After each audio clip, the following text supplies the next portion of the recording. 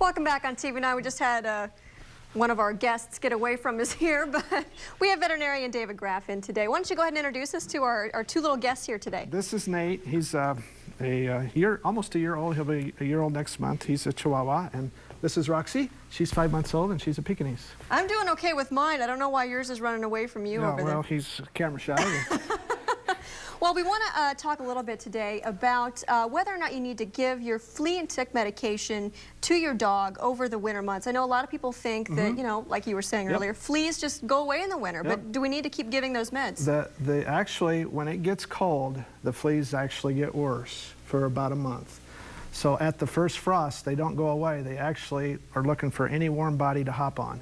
And all the squirrels out in the yard are at risk of having fleas. Okay. So even if you live in a location where you don't think there's very many pets around that might have fleas, those squirrels might be a source of fleas for your pet.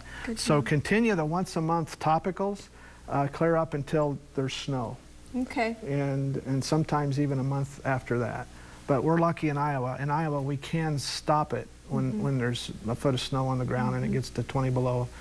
Unless you've got a lot of moisture in your house, then they're probably going to die off in the winter for a while. Is there anything that pet owners should do, dog, cats, or any pet for that matter, differently when it gets colder outside in terms of, you know, caring for the pet, in terms of, I don't know, like grooming or anything differently that they could be doing? If your pet never goes out much, you want to acclimate them to the cold, which means this time of year, it's a great time of year to start getting them used to being out in cooler weather.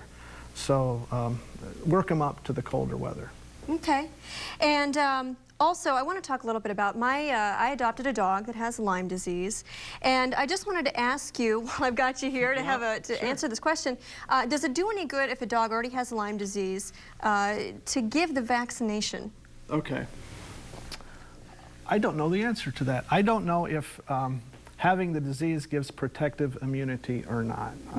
I do know that if your dog has been exposed to Lyme disease and has a positive test, that there is a really good test for seeing if it was cleared from your dog or not.